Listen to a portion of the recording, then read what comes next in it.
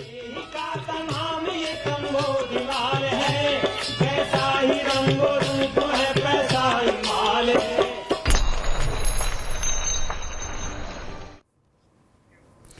नमस्कार, मैं हूं शुभम शक्धर। आप देख रहे हैं मनी 9। समय हो गया है आपके पसंदीदा कार्यक्रम मनी सेंट्रल का। मनी 9 की टीम तैयार है खबरों के साथ, इनपुट के साथ। मेरे साथ स्टूडियो में मनी 9 के एडिटर अंशुमान तिवारी जी हैं और न्यूज रूम से मेरे साथ दो और साथी विपुल सिंह और संदीप ग्रोवर हैं। तमाम खबरें आज के शो की तैयार हैं, हमने लिस्ट कर ली हैं और कौन कौन सी खबरों पर कौन कौन सलाह देगा ये आपको बताएंगे। लेकिन उससे पहले देखिए आप ये ऑन द शो। शुरुआत आज करेंगे सस्ते घरों के बाजार से। ये सस्ते घरों के बाजार में क्या चल रहा है, एक नई रिपोर्ट आई एनरॉक की। क्या वो रिपोर्ट कहती है, इस पर हम पहले भी चर्चा कर चुके हैं, उसका संदर्भ आपको बताएंगे। प्राइवेट बैंक क्यों खोल रहा है इतनी ब्रांच, जब डिजिटल बैंकिंग हो रही है, इंडिया डिजिटल हो रहा, फिर बैंकों के ब्रांच की क्या जरूरत है, ये समझेंगे। क्यों बदलने लगे महंगाई के अनुमान, कंप्यूटर, लैपटॉप और टैबलेट की आयात पर लगी रोक। अचानक ये रोक क्यों लग गई, इसका क्या असर होगा, क्या मायने हैं इसके, ये समझेंगे। भारतीय शेयर बाजार पर बढ़ा मॉर्गन स्टैनले का भरोसा। अमेरिका की एक निवेश फर्म है, बड़ा फंड मैनेज करती है, उसने ये कहा कि भारतीय शेयर बाजार पर भरोसा कायम है, ओवरवेट हो जाइए, जो खरीद रखा है और खरीदिए। ऐसा क्यों कहा, चाइना को डाउनग्रेड किया, ऐसा क्यों किया, ये जानेंगे। और पीसी ज्वेलर्स क्यों आया अर्श से फर्श पर, ये आज की एक और बड़ी खबर होगी। कल हमने आपको तापड़िया टूल्स की कहानी बताई थी पीछे की। आज संदीप ग्रोवर पूरा इनपुट निकाल लाए हैं, छान खंगाल लाए हैं पीसी ज्वेलर्स पे। क्या हुआ, एक समय पर ये कंपनी 580-600 रुपए पर ट्रेड करती थी, आज 20-22 रुपए पर ये स्टॉक आ गया। मल्टी बैगर से मल्टी बैगर ये कैसे हो गया, तो ये समझाएंगे आज संदीप, हमारे साथ जुड़ेंगे इसको सबको बताने के लिए। लेकिन शुरुआत सस्ते घरों से हमने कहा था करेंगे। तो सस्ते घर अब सस्ता नहीं रहा। क्यों नहीं रहा, क्योंकि बीते 2 साल के दौरान सस्ते घर की ईएमआई करीब 20% बढ़ चुकी है। एनरॉक की एक रिपोर्ट आई, रिपोर्ट में ये जानकारी मिली 2021 तक देश में अफोर्डेबल घरों की औसत ईएमआई जो हुआ करती थी वो 22,700 रुपए हुआ करती थी, जो अब बढ़कर 27,300 रुपए हो गई है। सर, क्या यही वजह है कि सस्ते घरों की जो इन्वेंट्री भी आती थी, अफोर्डेबल हाउस की इन्वेंट्री भी आती थी, वो अब नहीं आ रही है? भारत में अफोर्डेबल हाउसिंग के सस्ते घरों के मकान में बड़ा उलटफेर हुआ है पिछले 1 साल के भीतर और इसके पीछे 2 बड़ी वजह हैं। पहली वजह ये कि मकानों की कीमतें बढ़ी और दूसरी वजह कि मकानों के लिए कर्ज की लागत बढ़ी। अगर आप केवल इंटरेस्ट रेट देखें फ्लोटिंग लोन्स के ऊपर, जो 30 लाख रुपए तक के लोन हैं, तो इन पर पिछले 2021 के मध्य में ब्याज दर थी करीब 6.7%। अब वो 9.15% के आसपास है, लगभग 10% के आसपास, बल्कि कई मामलों में 10% से ऊपर है, दहाई के अंकों में। जो मझोले आकार के, छोटे आकार के मकान हैं जो 35 से 50 लाख की रेंज में आते हैं, उनमें ये कर्ज की लागत सबसे महत्वपूर्ण है और इस कर्ज की लागत बढ़ने के कारण ज़्यादातर लोगों की पहुंच से मकान बाहर हो गए। दूसरी महत्वपूर्ण बात ये कि अफोर्डेबल हाउसिंग के दायरे में आने वाले जो घर थे उनकी कीमतें भी बढ़ी पिछले 1-2 साल में, क्योंकि वो जिन इलाकों में बनने वाले थे उन इलाकों में प्रॉपर्टी के प्राइसेस महंगे हो गए, कच्चे माल की महंगाई आ गई और बिल्डर्स ने उनकी कीमतें भी बढ़ा दी। तो दोनों तरह से भारत का जो आम व्यक्ति अपने सर पर छत चाहता था, किराए के मकान से निकलकर अपना मकान खरीदना चाहता था, उसके लिए पूरा का पूरा बाजार लगभग उसकी पहुंच से बाहर हो गया। उद्योग ने तत्काल इस परिस्थिति को समझा। हम विस्तार से आपको अपनी रिपोर्ट्स में बता चुके हैं कि इसके बाद अगर पिछले 1 साल में आप देखें तो लगातार कंपनियों के जो नए प्रोजेक्ट आ रहे हैं उनमें प्रीमियम 1 करोड़ रुपए से ऊपर के प्रोजेक्ट्स की संख्या बढ़ती जा रही है। अफोर्डेबल हाउसिंग की या सस्ते मकानों के लॉन्च अब सीमित और कम होते जा रहे हैं हर जगह से नए प्रोजेक्ट्स में जो दिखाई दे रहा है। और इसकी वही वजह कि बाजार में अब आम लोग या जो मध्य वर्ग, निम्न मध्यम वर्ग है, उसके लायक ना तो मकान बचा है और ना कर्ज उसकी पहुंच में है, जिस कर्ज से वो मकान खरीद सके। ऑनलाइन गेम्स, कैसीनो और घोड़े की रेस पर 28% जीएसटी सितंबर के बाद 1 अक्टूबर से लागू हो जाएगा। बुधवार को जीएसटी काउंसिल की बैठक में वित्त मंत्री निर्मला सीतारमण ने ये घोषणा की। वित्त मंत्री ने बताया कि दिल्ली समेत गोवा और सिक्किम ने 28% टैक्स के मामले की समीक्षा करने की मांग की थी, लेकिन फिलहाल टैक्स को लागू रखने का फैसला हुआ है। लागू होने के बाद 6 महीने में एक बार इसका रिव्यू किया जाएगा। एंट्री लेवल पर फेस वैल्यू पर ही 28% टैक्स लगेगा। Sir, entry level face value क्या है, कुछ थोड़ा आसानी से समझा दीजिए। ये जीएसटी काउंसिल की बैठक थी, काफ़ी दबाव था सरकार की तरफ से। सरकार के 2 विभाग भी आपस में, मंत्रालय भी आपस में मतभेद पर थे। आईटी इंडस्ट्री का कहना था, सूचना तकनीक मंत्रालय का कहना था कि 28% का जीएसटी बहुत ज़्यादा है। वित्त मंत्रालय अपनी बात पर अड़ा था, चली वित्त मंत्रालय की। जीएसटी काउंसिल में वित्त मंत्रालय की राय मानी गई और जीएसटी काउंसिल ने कहा कि ऑनलाइन गेमिंग और कसिनोज पर 28% का जीएसटी लगता रहेगा। सिर्फ इतनी छूट दी गई है कि एक बार अगर आप किसी तरीके की बेट करते हैं और उससे जो पैसा जीतते हैं उसे दोबारा अगर किसी गेम में कसिनो में इन्वेस्ट करते हैं तो दोबारा उस पर टैक्स नहीं लगाया जाएगा। लेकिन अगर वो प्रॉफिट लेकर आप बाहर निकलेंगे तो उस पर टैक्स पे करना पड़ेगा। तो अगर वो पैसा दोबारा वहीं इस्तेमाल होता है गेमिंग में तो वो टैक्स से बाहर रहेगा। दूसरी चीज़ है कि जो संतोष की बात है, हारे को हरिनाम वाली स्थिति है गेमिंग इंडस्ट्री के लिए। उसके लिए एक रास्ता खोल दिया गया कि 6 महीने बाद सरकार इसका रिव्यू करेगी, जीएसटी काउंसिल इस पर समीक्षा करेगी। अब गेमिंग कंपनियों की उम्मीद इस बात पर टिकी है कि शायद अगले 6 महीने में समीक्षा में इसके बारे में पता चलेगा। संकेत मिले जीएसटी काउंसिल की बैठक से कि चूंकि ये फैसला काफ़ी बड़े पैमाने पर लिया गया था तो इसलिए वित्त मंत्रालय और जीएसटी काउंसिल, राजस्व विभाग इसके क्रियान्वयन पर, इसके इम्प्लीमेंटेशन को समझना चाहता है कि आखिर इससे कितना टैक्स आ रहा है और भारत में टोटल गेमिंग उद्योग में कितने के ट्रांजैक्शंस होते हैं। तो अगले 6 महीने महत्वपूर्ण है, इसके बाद पता चलेगा कि इस टैक्स का क्या असर हुआ। अमेरिका की consulting firm McKinsey and company ने कहा है कि कई वित्तीय मानकों पर भारतीय बैंक वैश्विक बैंकों के मुकाबले बेहतर स्थिति में। मैकेंजी का कहना है कि भारतीय बैंकों का रिस्क प्रबंधन काफ़ी बेहतर है और आगे बेहतर ग्रोथ की संभावना है। हाल के दिनों में शानदार प्रॉफिट दिए हैं। मैकेंजी ने ये रिपोर्ट 80 भारतीय बैंकों के पिछले 5 साल के प्रदर्शन के आधार पर बनाई है। सर, और क्या कहा गया है बैंकों के बारे में? लेकिन अगर आप बैंकों के निवेशक हैं, आपके पास बैंकों के स्टॉक्स हैं, तो इस खबर का दूसरा हिस्सा आपके लिए जरूरी है। मैकेंजी ने पहले हिस्से में तो भारतीय बैंकों की सेहत के बारे में बताया, पर मैकेंजी ने अपने दूसरे हिस्से में काफी महत्वपूर्ण बात कही है। मैकेंजी ने कहा है कि भारत के बैंकों की प्रॉफिटेबिलिटी यानी उनकी लाभ कमाने की क्षमता फिलहाल अपने पीक पर पहुंच चुकी है, वो अपने सर्वोच्च स्तर पर है। और यहां से मैकेंजी ने एक शब्द का इस्तेमाल किया है कि इनका जो रिटर्न ऑन एसेट्स है, आरओ है, तो एब्सोल्युटली फेल। यहां से इनके जो एसेट्स हैं उन पर गिरावट शुरू होगी, प्रॉफिटेबिलिटी में गिरावट शुरू होगी। यानी भारतीय फाइनेंशियल सेक्टर या बीएफएसआई सेक्टर, जिसने शेयर बाजार में सबसे ज़्यादा रिटर्न दिया, म्यूचुअल फंड्स के पोर्टफोलियो में सबसे ज़्यादा रिटर्न दिया, मैकेंजी का मानना है कि इनके अच्छे मुनाफे के दिन अब पूरे हो चुके हैं। अब यहाँ से इसमें गिरावट होनी शुरू होगी, इनके मुनाफे में इनके रिटर्न्स कम होना शुरू होंगे। उसकी 2 बड़ी वजह मैकेंजी ने बताई। पहली वजह बताई कि इनकी डिपॉजिट की कॉस्ट बढ़ रही है। अगर आप मनी सेंट्रल नियमित रूप से देख रहे हैं, हम आपको बता रहे हैं कि महंगे कर्ज ले रहे हैं, बैंक 81 बॉन्ड से पैसा उठा रहे हैं, 7-7.5% की बॉन्ड की बोरोइंग कर रहे हैं। दूसरा ये कि क्रेडिट की ऑफटेक में आने वाले समय में ज़्यादा बढ़ोतरी नहीं होगी, तो इनकी डिपॉजिट कॉस्ट बढ़ने के कारण इन्हें कर्ज को महंगा करना पड़ेगा। डिमांड नहीं है, अनसिक्योर्ड लोन्स का पोर्टफोलियो बढ़ रहा है और जहां पर रिस्क ज़्यादा है। ये तीनों चीज़ें मिलाकर भारतीय बैंकों की स्थिति मजबूत है अंतर्राष्ट्रीय स्तर पर, लेकिन उनके मुनाफे गिरने की संभावना है। 12 से 18 महीने में मैकेंजी का कहना है कि इनका जो आरओ है, रिटर्न ऑन एसेट्स है, वो गिरेगा और इसलिए इनके जो की मुनाफे के रेशियो हैं उनमें बदलाव होगा।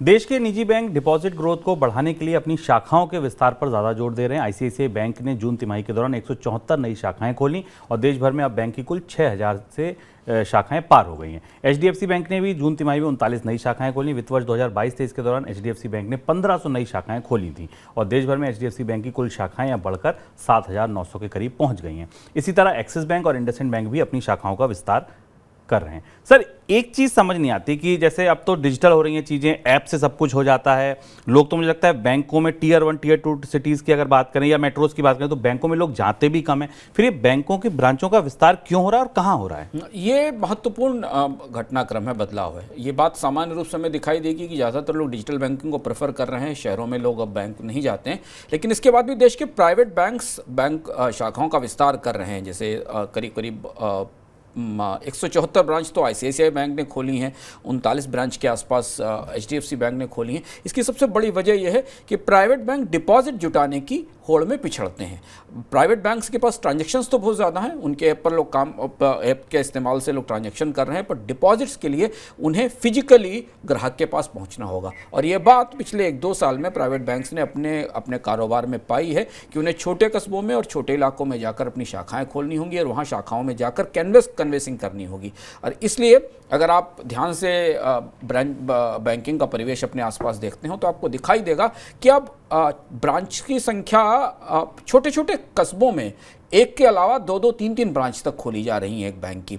दिल्ली एनसीआर के इलाके में, मुंबई के इलाके में, पुणे के इलाकों में एक इलाके में एक लोकेलिटी में एक बैंक की ब्रांच है और वहाँ से 2 किलोमीटर आगे अगर आप जाएँ, 3 किलोमीटर आगे जाएँ तो उसी बैंक की एक दूसरी ब्रांच भी है। और इसलिए ऐसा किया जा रहा है कि छोटी ब्रांच का मॉडल है जिससे कि लोकल बिजनेस को कैटर किया जा सके और वहाँ से डिपॉजिट्स जुटाया जा सके।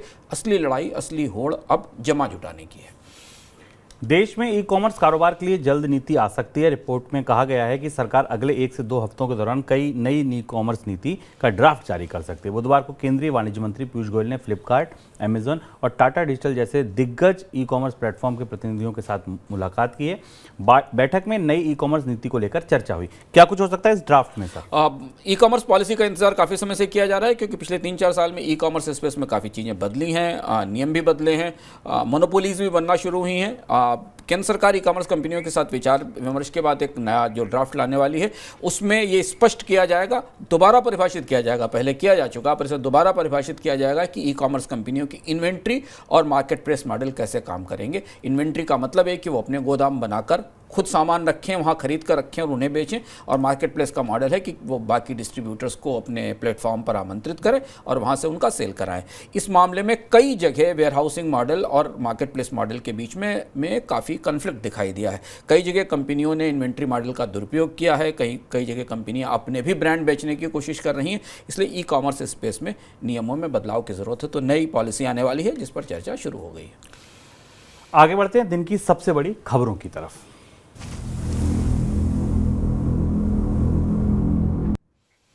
बड़ी खबर एक नहीं, दो नहीं, बल्कि 3 है। आज एक खबर है फूड साइड से, आपकी थाली की तरफ से, दूसरी खबर है भारतीय शेयर बाजार की तरफ से, और तीसरी खबर है आयात पर जो प्रतिबंध लगा है उसको लेकर। लेकिन इन 3 खबरों से भी बड़ी एक खबर दिव्या के पास है। दिव्या बताइए।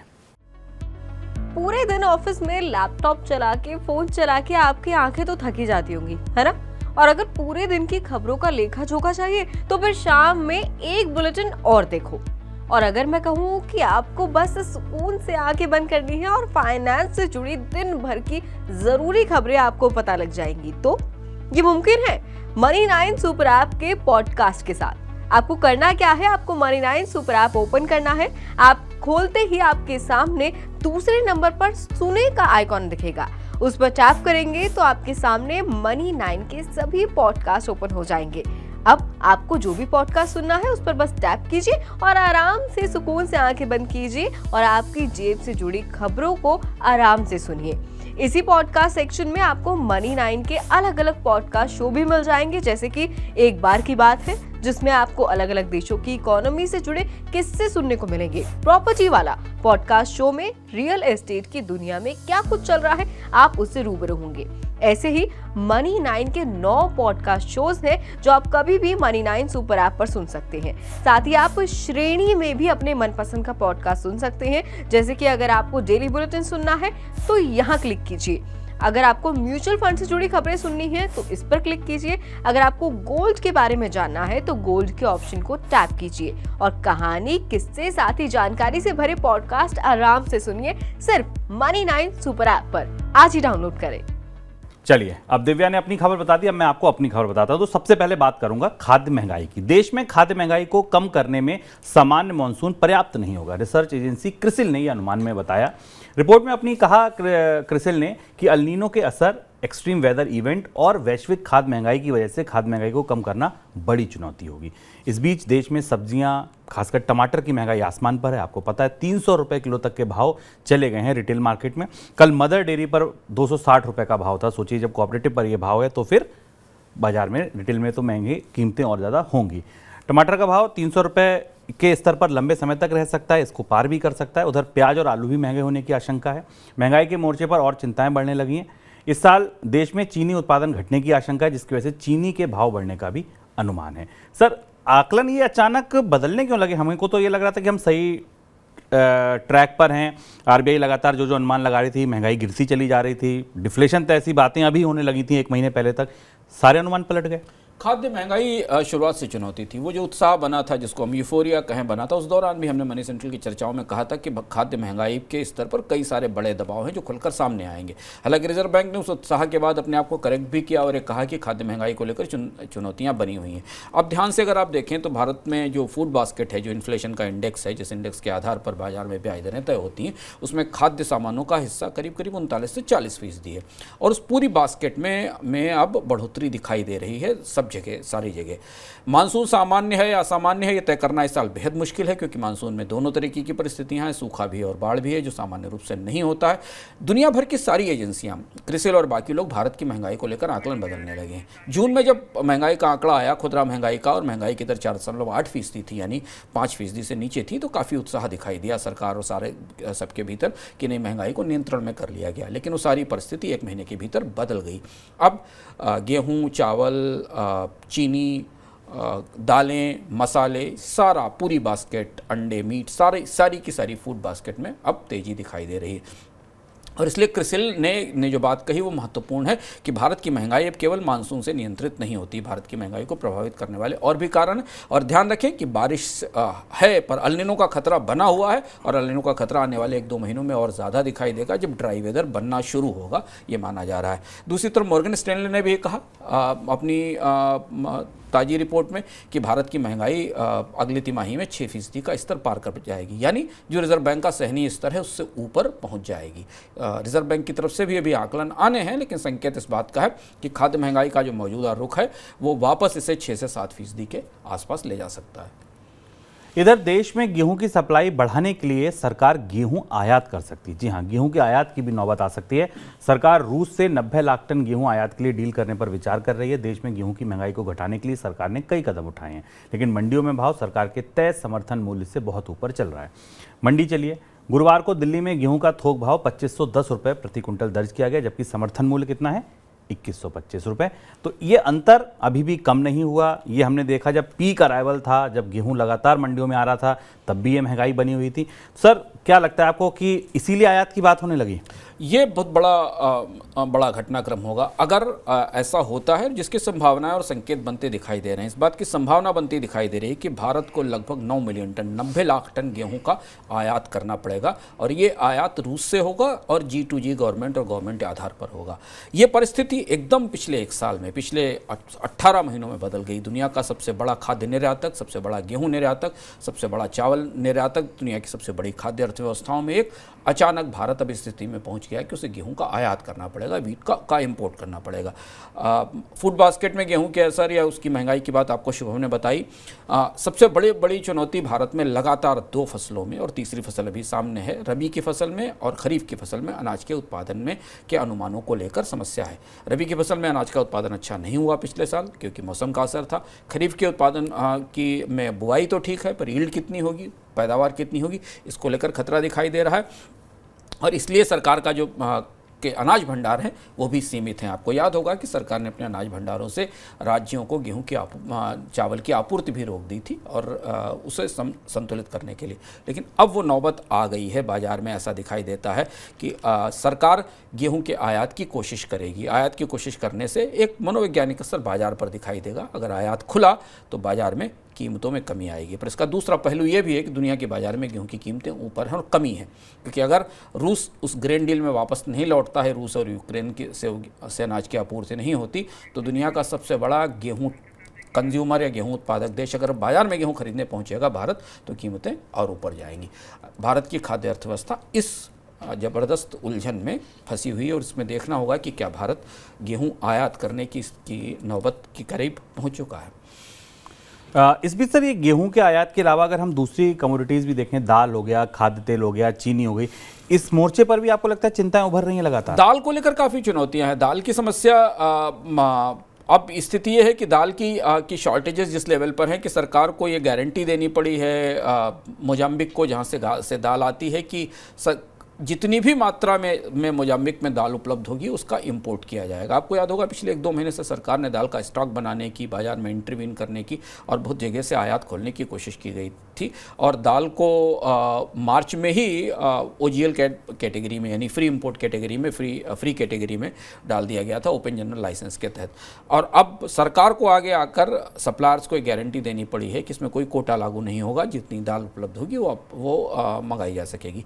चीनी को लेकर जो अनुमान आया, चीनी के उत्पादन को लेकर इस्मा का जो अनुमान आया, जो शुगर मिल्स एसोसिएशन है, उसने इस साल आउटपुट में करीब 3.41% की गिरावट की बात कही है 2023-24 के सीजन में। यानी यहाँ भी उत्पादन में कमी आने वाली है मानसून का के खराब असर होने के कारण चीनी की कीमतें पहले से बढ़ी हुई हैं। गेहूं के निर्यात पर प्रतिबंध, कपास के निर्यात में गिरावट और वैश्विक स्तर पर मांग घटना, ये तीनों वजह हैं जो जिस कृषि निर्यात को भारत के प्रभावित कर रही हैं। जून तिमाही के दौरान देश से कृषि निर्यात करीब 15% की गिरावट आई है। जून तिमाही के में देश से सिर्फ 6.23 अरब डॉलर का कृषि निर्यात हुआ है। पिछले साल सरकार ने गेहूं के निर्यात पर रोक लगा दी थी, जिस वजह से कृषि निर्यात घटा था। साथ में घरेलू स्तर पर कपास का उत्पादन घटने की वजह से भी निर्यात टूटा है। सर, अगर पूरा साल देखें तो क्या उम्मीद आपको बनती दिख रही है कृषि निर्यात के मोर्चे पर? निर्यात के मोर्चे पर तो स्थिति ज़्यादा चुनौतीपूर्ण है। भारत का कृषि निर्यात पिछले एक साल से काफ़ी डबाडोल है और अब तो हम आयात की स्थिति में पहुंच गए हैं। स्थिति है कि हम भारत अनाज की आयात की स्थिति में है, तो कृषि निर्यात का मोर्चा तो थोड़ा सा हारा हुआ लग रहा है इस पूरे साल। चावल का आयात भी बंद है, गेहूं का आयात भी बंद है। स्पाइसेस के इंपोर्ट को लेकर भी तमाम तरीके के सवाल आ रहे हैं क्योंकि स्पाइसेस की कीमत भी बढ़ी हुई है। तो निर्यात की पूरी बास्केट में हमने लगातार देखा, मर्चेंडाइज एक्सपोर्ट को भी देखें और एग्रीकल्चर एक्सपोर्ट्स को देखें, ये साल चुनौतीपूर्ण रहने वाला है। एक सूचना और, थाईलैंड के ताज़ा कदम से चावल की कीमतों में और इजाफा होने की आशंका बढ़ गई है। अंतर्राष्ट्रीय बाजार में चावल की कीमतें और बढ़ सकती। क्या कहा थाईलैंड ने? थाईलैंड ने अपने किसानों से अनुरोध किया है कि वे कमज़ोर बारिश को देखते हुए और पानी को बचाने के लिए धान की बुआई कम करें। साथ ही किसानों को कम पानी से उगने वाली फसलों पर शिफ्ट होने के लिए कहा है। थाईलैंड की सरकार इसको प्रोत्साहित भी कर रही है। थाईलैंड के इस कदम के बाद चावल की वैश्विक सप्लाई को लेकर आशंकाएं बढ़ गई हैं। भारत ने भी गैर बासमती सफ़ेद चावल के निर्यात पर प्रतिबंध लगा दिया है। भारत नहीं देगा, थाईलैंड में चावल कम होगा तो सीधी सी बात है, अंतर्राष्ट्रीय बाजार में चावल की कीमतें और बढ़ेंगी। लेकिन आपने एक चीज़ ध्यान दी, थाईलैंड सरकार ने क्या कहा? थाईलैंड सरकार ने कहा कि पानी को बचाने के लिए चावल ना लगाएं और ऐसी फसलों पर शिफ्ट हों जहां पर पानी कम लगता है। इससे आपको क्या याद आया?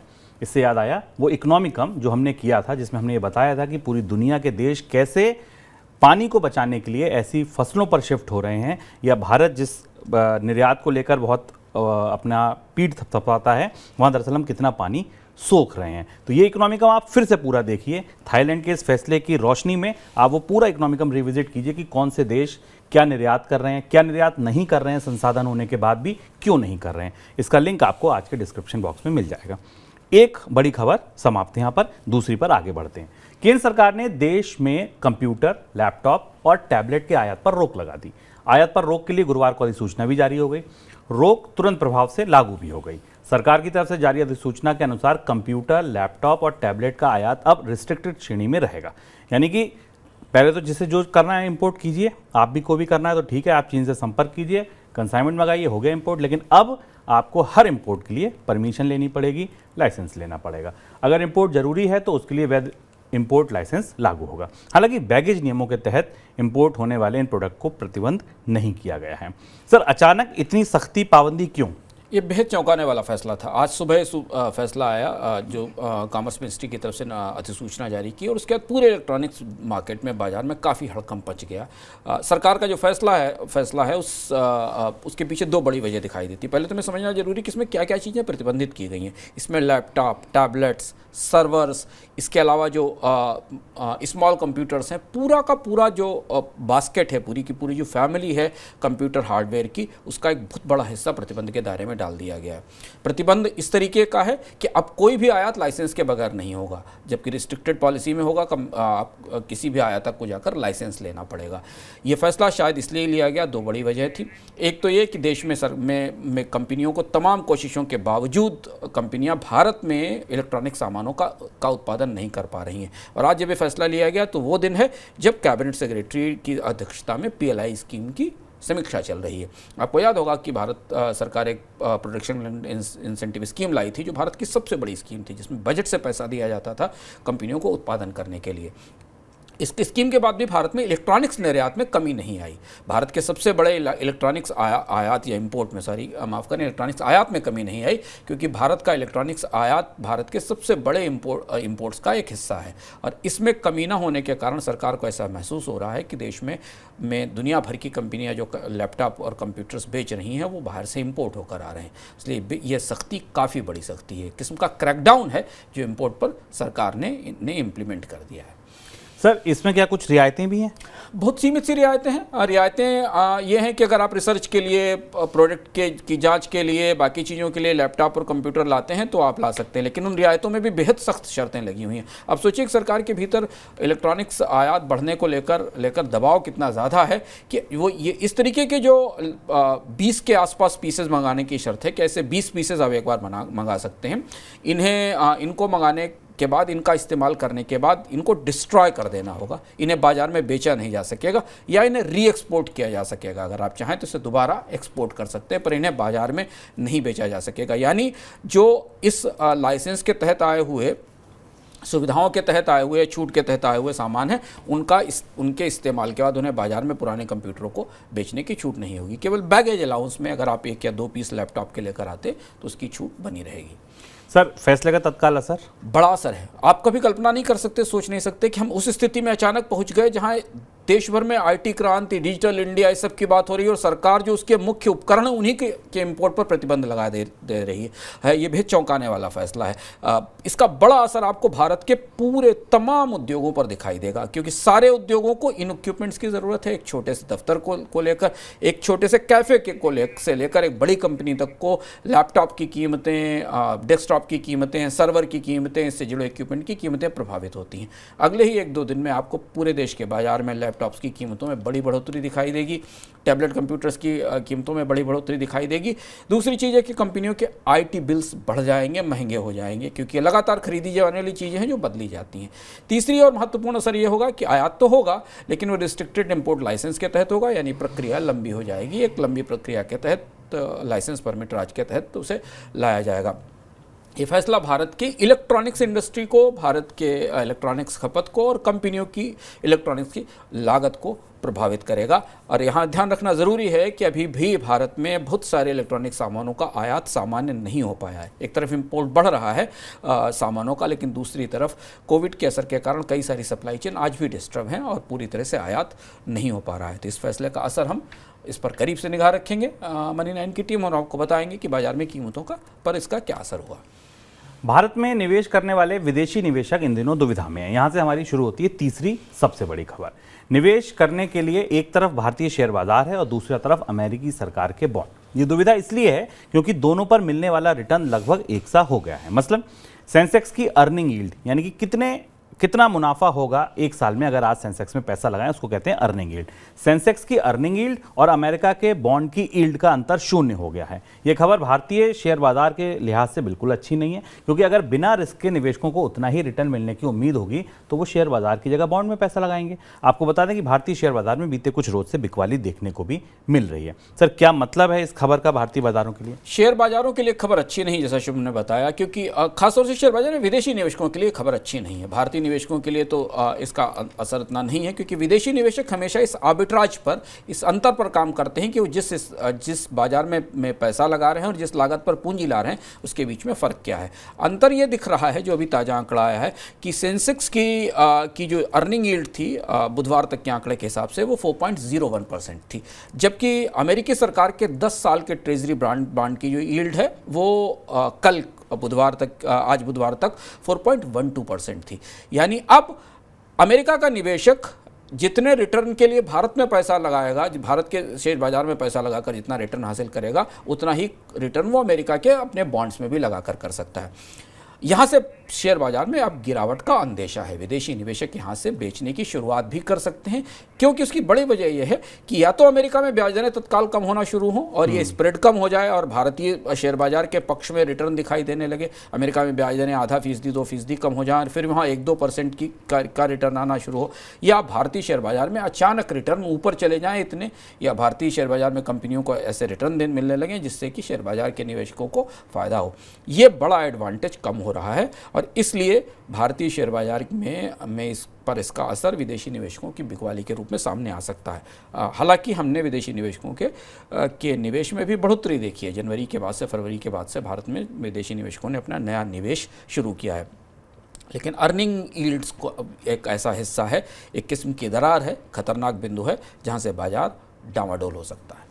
2008 में भी ऐसे ही दोनों यील्ड शून्य हो गई थी और उसके बाद क्या हुआ था सबको पता है, भारतीय शेयर बाजार में तेज गिरावट देखने को मिली थी। हम उस मुकाम पर, उस मोड़ पर फिर खड़े हैं। लेकिन एक तरफ ये आंकड़े हैं, एक तरफ ये यील्ड जीरो होना है और दूसरी तरफ अमेरिका का वित्तीय सेवाएं देने वाला एक संगठन, एक ऑर्गेनाइजेशन, एक कंपनी मॉर्गन स्टैनले भारतीय शेयर बाजारों पर अपना भरोसा और बढ़ा रहा है। यही वजह है कि 4 महीने में कंपनी की ओर से भारतीय शेयर बाजार को 2 बार अपग्रेड किया गया। ताजा रेटिंग ओवरवेट की है। इससे पहले 31 मार्च को मॉर्गन स्टैनले ने भारतीय शेयर बाजार को अंडरवेट से इक्वल किया था, इक्वल से अब बढ़ाकर ओवरवेट कर दिया।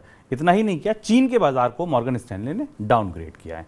अब चलते हैं विपुल सिंह के पास। विपुल से ये समझते हैं कि विपुल, ये मॉर्गन स्टैनले ने ऐसा क्यों किया, क्या वजह बताई इस फैसले के पीछे अपने? कई सारी वजहें उन्होंने बताई हैं और कहा जिस तरीके से दुनिया भर में एक अनस्टेबिलिटी, एक आर्थिक धीमापन देखने को मिल रहा है, उसमें भारत जो है जो आर्थिक ग्रोथ रही है भारत की वो काफी अच्छी देखने को मिली है। और आगे भी उनका ये मानना है जीडीपी फोरकास्ट 6.2% के आसपास रह सकता है। इसके अलावा जो जिन चीजों पर जोर दिया गया है मॉर्गन स्टैनले की तरफ से, वो ये कहा कि कंपनी के भविष्य में होने वाले जो मुनाफे हैं उसका आउटलुक जो है वो काफी उनको पॉजिटिव लग रहा है। कंपनियों की जो कैपेक्स प्लान है वो काफी पॉजिटिव दिखा रहे हैं, मैक्रो इकोनॉमी को लेकर के काफी पॉजिटिव है। इसके अलावा गवर्नमेंट की तरफ से जो रिफॉर्म किए जा रहे हैं वो इन्वेस्टर फ्रेंडली हैं।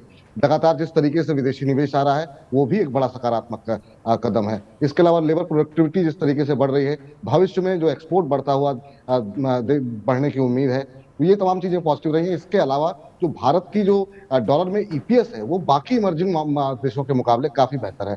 और आपको ये भी बता दें कि इमर्जिंग मार्केट की जो रैंकिंग दी गई है मॉर्गन स्टैनले की तरफ से, उसमें भारत 6ठे स्थान से अब पहले स्थान पर पहुंच गया है। यानी कि अभी और ज्यादा जब इस स्थान पर पहुंचने का मतलब है कि बाकी जो विदेशी निवेशक हैं वो भी आकर्षित होते हुए दिखाई देंगे। कोरिया, यूएई जैसे देशों को पछाड़ करके अब भारत इमर्जिंग मार्केट में पहले पायदान पर है और इसके मायने यही है कि भारत में विदेशी निवेश फिलहाल रुकता हुआ नहीं दिखाई दे रहा। दूसरी आपने एक बात कही कि चीन को डाउनग्रेड किया गया है। चीन को लेकर के काफी सारे कंसर्न भी जारी किए गए हैं और खासतौर से कोविड के बाद जो घरेलू मांग में रिकवरी है वो उस तरह से देखने को नहीं मिली है जिस तरह की उम्मीद थी। इसके अलावा जो इसके अलावा जियोपॉलिटिकल जो स्थिति है, प्रॉपर्टी मार्केट को लेकर के, लेबर मार्केट को लेकर के काफी सारी चिंता है। गवर्नमेंट की तरफ से जो कदम उठाए गए हैं उसे अनसफिशिएंट बताया गया है और भविष्य में जो है और दबाव देखने को मिल सकता है। और तमाम निवेशकों को उन्होंने सलाह दी है कि अब चीन के बाजार में जो तेजी आई है उसमें आप मुनाफा वसूल लें और वहां पे निवेश ना करें। जो भारत में सेक्टर अच्छे लग रहे हैं उनमें फाइनेंशियल सेक्टर पे जोर दिया गया है, इंडस्ट्रियल सेक्टर पे जोर दिया गया है, कंज्यूमर ड्यूरेबल सेक्टर को लेकर के पॉजिटिव है। एल&टी और मारुति 2 कंपनियां ऐसी हैं जिनको की इमर्जिंग ग्लोबल इमर्जिंग मार्केट की फोकस लिस्ट में शामिल किया गया है अभी। तो इसमें यहाँ पर जो है आने वाले दिनों में और तेजी दिखेगी, मारुति और ओके। तो इमर्जिंग मार्केट में भारत अब टॉप पर है। एक बात ये, सरकार ने जो काम किए वो सारा इन्वेस्टर फ्रेंडली थे। 2 FIIs का निवेश आ रहा है 3। ये 3-4 बड़ी बातें मॉर्गन स्टैनली ने कहा। महंगाई 6.2% का अनुमान बताया और ये बोला है कि आप भारतीय बाजार में पैसा लगाइए, चीन पर डाउनग्रेड है वहां से पैसा निकालिए। अगली खबर, पीसी ज्वेलर्स हाजिर हों। अब ऐसी आवाजें एनसीएलटी की अदालतों में लग रही हैं। वजह है कर्ज की किस्त पर डिफॉल्ट करना। एनसीएलटी में पीसी ज्वेलर्स को देश का सबसे बड़ा बैंक एसबीआई लेकर पहुंचा है। कंपनी पर 31 मार्च 2023 तक 3626 रुपए से ज्यादा का बकाया है। हालांकि इस राशि में ब्याज की राशि भी शामिल है। इस पर कंपनी और बैंक के बीच मतभेद हैं, उस पर एक दूसरी कानूनी लड़ाई चल रही है। लेकिन संदीप से अब हम रुख करते हैं संदीप का। संदीप, ये समझना चाहूंगा मैं कि ये कंपनी थी, मुझे याद है कि 2-3 साल का वो समय था जब 150 से हम 600 तक का सफ़र देखा था। मल्टी बैगर स्टॉक्स में इसको शामिल किया जा रहा था। आज 22 रुपए पे है। तो ये पूरी कहानी है क्या, ये अर्श से फर्श पर आने की पीसी ज्वेलर्स की? देखिए, इसके पीछे कुछ खबरें भी हैं और फाइनेंशियल्स भी हैं। ऑब्वियसली इनका जो वित्तीय प्रदर्शन है वो कमजोर हुआ है, उसके बारे में आपको बताऊंगा। पहले जरा कुछ खबरें समझ लीजिए। ये कंपनी दिसंबर 2012 में लिस्ट हुई थी। 135 रुपए का इशू प्राइस था और जो आप पीक की बात कर रहे हैं वो बना था जनवरी 2018 में। ये 600 रुपए के आसपास का था और अब ये शेयर आ गया गिरकर 27 रुपए पे। तो ये जो 97% का जो आपने वेल्थ इरोजन देखा है, जो डिस्ट्रक्शन देखा है, उसके पीछे जो सबसे बड़ी वजह है वो दरअसल एक सेंटीमेंट से जुड़ी खबर है। वो आई थी फरवरी 2018 में जब ये शेयर एक ही दिन में 60% गिर गया था। खबर ये थी कि इनके जो प्रमोटर है उनका नाम वक्रांगी नाम की कंपनी के साथ जुड़ा था, उनके साथ कुछ बिजनेस रिलेशन थे, ऐसी खबरें निकल के सामने आई थी। अब वक्रांगी वही कंपनी है जिस पर मार्केट रेगुलेटर सेबी की ओर से जांच चल रही थी स्टॉक मैनिपुलेशन को लेकर, यानी कि शेयरों के जो भाव है उसमें हेराफेरी को लेकर। दूसरी ओर खबरें ऐसी भी थी कि इनके एक प्रमोटर हैं पदम चांद गुप्ता, उन्होंने अपने कुछ फैमिली मेंबर्स को ऑफ मार्केट ट्रांजैक्शन के जरिए कुछ शेयर गिफ्ट किए थे। एक खबर ये थी, और जब अफवाहें चल रही थी तो बीच में ऐसी रिपोर्ट भी आई कि जनवरी 2016 से लेकर जून 2016 और सितंबर 2016 से लेकर जून 2017 के बीच में कुछ ऐसे लोग थे और कुछ ऐसी कंपनियां थी जो कि आपस में एक दूसरे को जानती थी, इस कंपनी के शेयरों की ट्रेडिंग कर रहे थे और वो इसकी जो मार्केट वैल्यू उसको बढ़ाने की कोशिश कर रहे थे। तो ये तमाम ऐसी अफवाहें थी जिस बीच में हमने शेयर में जो क्रैश है वो आते हुए देखा। और एक जो खबर आई जिसको शेयर कभी भी बर्दाश्त नहीं कर पाया, वो ये था इनके जो एमडी और सीईओ बलराम गर्ग माफ कीजिए, उनको सीबीआई की ओर से गिरफ्तार कर लिया गया। उसके बाद से तो ये शेयर कभी भी रिकवर नहीं कर पाया। जो हम देख रहे हैं कि इतना बड़ा इसमें जो डिस्ट्रक्शन है, जो हायर प्राइस जो है प्राइजेस हैं जो हायर लेवल से करेक्ट होते हुए दिखे हैं। अब बात करते हैं इनके वित्तीय प्रदर्शन की। देखिए, मैंने कहा कि 2018 में इस शेयर ने पीक किया था।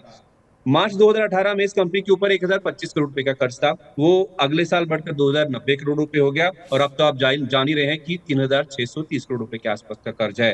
अब इससे उल्टा आप देखिए, जिस तरह इनका कर्ज बढ़ता गया, इनकी जो बिक्री है वैसे वैसे आप नीचे आते हुए देखेंगे। 9,612 करोड़ रुपए की बिक्री इनकी 2018 में थी, वो घटकर 8,700 करोड़ हुई। अगले साल वो 5200 हो गई, फिर 2800 करोड़, फिर 1600 करोड़ हो गई। जाहिर सी बात है, इसमें कुछ आप कोरोना का भी इम्पैक्ट देख सकते हैं, जिस वजह से इनकी बिक्री के ऊपर इम्पैक्ट देखने को मिला। लेकिन उन्होंने बहुत तेजी से कर्ज लेकर एक्सपैंड किया। जैसे जैसे एक्सपैंड करते गए, दूसरी तरफ इनकी जो बिक्री है वो कहीं ना कहीं घटती गई, जिस वजह से अपना जो डेट है, जो इनका कर्ज है, उसको वो सर्विस नहीं कर पाए, क्योंकि इनका जो मुनाफा था वो घाटे में तब्दील हो गया। जहां ये 535 करोड़ रुपए का मुनाफा दर्ज कर रहे थे 2018 में, वो 2022 में आकर 400 करोड़ रुपए के आसपास के घाटे में तब्दील हो गया। तो एक तरफ सेंटीमेंट वाइज खबरें खराब थी, दूसरा बिक्री घट गई और एक कंपनी मुनाफे से घाटे में आ गई, जिस वजह से दिक्कत हो गई।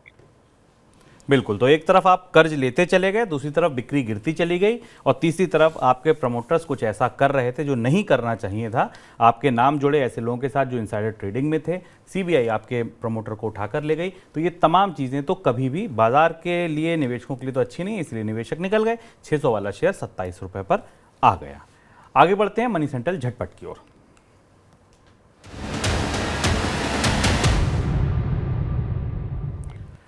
अदानी समूह से जुड़ी 2-3 बड़ी खबरें आई। अदानी समूह सीमेंट कारोबार में अपनी पकड़ फिर से मजबूत करने में लग गया है। पिछले साल अंबुजा और एसीसी के अधिग्रहण के बाद अब सांगी सीमेंट का भी अधिग्रहण किया गया है। अंबुजा सीमेंट ने 5,000 करोड़ रुपए में सांगी सीमेंट में 56.74% हिस्सेदारी खरीदी है। इस डील के बाद अदानी ग्रुप की सालाना सीमेंट क्षमता 7.36 करोड़ टन होने का अनुमान है। इस बीच कंपनी के 2 कंपनियों के नतीजे आए, अदानी एंटरप्राइजेज जो फ्लैगशिप कंपनी और अदानी विलमेर। अदानी विलमेर का मुनाफा टूटा पहले क्वार्टर में, पिछले 194 करोड़ से घटकर 79 करोड़ रुपए रह गया। ईडब्ल्यूआईएल की कीमतों में आई गिरावट का असर बताया गया। अदानी एंटरप्राइजेज के नतीजे आए, वहां पर प्रॉफिट 43% से ज्यादा बढ़ गया। जो 469 करोड़ का प्रॉफिट था वो बढ़कर पहले क्वार्टर में मौजूदा वित्त वर्ष के 673 करोड़ रुपए से ज्यादा रहा। ईवी बाजार से जुड़ी 2 बड़ी कंपनियां, चीन की बीवाईडी और अमेरिका की टेस्ला, इन दिनों चर्चा में। बीवाईडी पर टैक्स चोरी का आरोप लगाए, भारत का टैक्स डिपार्टमेंट इसकी जांच करेगा। आरोप यह है कि बीवाईडी ने कल पर्जों के आयात पर कम टैक्स दिया, जितना देना चाहिए था उतना नहीं दिया। टेस्ला से जुड़ी खबर यह कि कंपनी ने पुणे में एक ऑफिस किराए पर लिया है। दूसरी तरफ चर्चा यह भी है कि सरकार टेस्ला को एप्पल की तरह भारत में कारोबार करने की सलाह दे रही है। अनिल अग्रवाल के वेदांता समूह में यह नौबत आ गई कि कंपनी में हिस्सेदारी बेचकर कर्ज चुकाया जा रहा है। भारत में लिस्ट कंपनी वेदांता लिमिटेड में अनिल अग्रवाल की कंपनी ट्विन स्टार होल्डिंग की हिस्सेदारी है, क्योंकि वो प्रमोटर है, प्रमोटर की कंपनी की हिस्सेदारी है। वे कंपनी में अपनी 4.3% हिस्सेदारी $50 करोड़ में बेच रहे हैं। इसका इस्तेमाल पेरेंट कंपनी वेदांता रिसोर्सेज के कर्ज अदायगी में किया जाएगा। बीते 2 दिनों में रुपए में करीब 35% की गिरावट आई। क्यों आई? क्योंकि $1 अब 82 रुपए 72 पैसे के करीब पहुंच गया। इस गिरावट की जो वजह थी वो थी डॉलर इंडेक्स में आई तेजी। डॉलर इंडेक्स 102.80 के स्तर पर कारोबार कर रहा है फिलहाल, जो 7 जुलाई के बाद अब तक का सबसे ऊपरी स्तर है। डॉलर इंडेक्स की इस तेजी ने कमोडिटी बाजार में भी खलबली मचा दी। ब्रेंट क्रूड का भाव $86 से फिसलकर $82 के करीब आ गया। वहीं सोने ने भी 3 हफ्ते का निचला स्तर छुआ। सोना फिलहाल $1972 प्रति ऑन्स के करीब कॉमेक्स पर कारोबार कर रहा है। सर, कोई टिप्पणी आपकी? डॉलर इंडेक्स की बढ़ोतरी ने फिच के डाउनग्रेड को बता दिया है कि अमेरिका की अर्थव्यवस्था ने उसे नकार दिया है। फिच के डाउनग्रेड के आने के बाद डॉलर इंडेक्स की बढ़ोतरी अमेरिकी अर्थव्यवस्था के लिहाज से एक पॉजिटिव खबर है, जिस मजबूती के साथ हमें डॉलर इंडेक्स में दिखाई दिया, क्योंकि फिच ने जो कल डाउनग्रेड किया था, इस पर आपसे चर्चा की थी, उसे अमेरिकी अर्थव्यवस्था के स्थायी संकेत जो थे उनके हिसाब से माफिक नहीं पाया गया। लेकिन उसका दूसरा बड़ा असर हमें दुनिया के बाकी बाजारों पर दिखाई दिया। जैसे जैसे डॉलर इंडेक्स मजबूत हुआ, भारतीय रुपये का पिघलना शुरू हुआ, कच्चे तेल की कीमतों में तेज गिरावट आई। कच्चे तेल को लेकर एक महत्वपूर्ण तथ्य है कि हालांकि ये गिरावट डॉलर इंडेक्स में मजबूती के कारण आई है, लेकिन बाजार में सारे लोग ये मान रहे हैं कि ओपेक देशों की जो बैठक कल होने वाली है उसमें भले ही ओपेक देश उत्पादन में कटौती के अगले कार्यक्रम का फैसला ना करें, हालांकि सरप्राइज भी आ सकता है, इसके लिए तैयार रहिएगा, हो सकता है उत्पादन में और कटौती के कार्यक्रम की घोषणा की जाए, पर लेकिन सऊदी अरब और ओपेक देशों का ये संकल्प रहेगा उस बैठक में कि कीमतों को $90 पर बैरल के आसपास रखा जाए। तो एक हिस्सा बाजार में ट्रेडर्स का, ऑयल ट्रेडर्स का है जो ये प्रोजेक्ट कर रहा है कि तेल की कीमतों में अब रैली शुरू हो रही है, तेजी शुरू हो रही है। तो ये था हमारा आज का मनी सेंट्रल। कल फिर मुलाकात होगी आपसे शाम 7 बजे। तब तक के लिए दीजिए इजाजत, बने रहिए मनी 9 के साथ। नमस्कार। ऐसे ही का नाम ये कंबोज लाल है, जैसा ही रंगो रूप है पैसा ही माल है।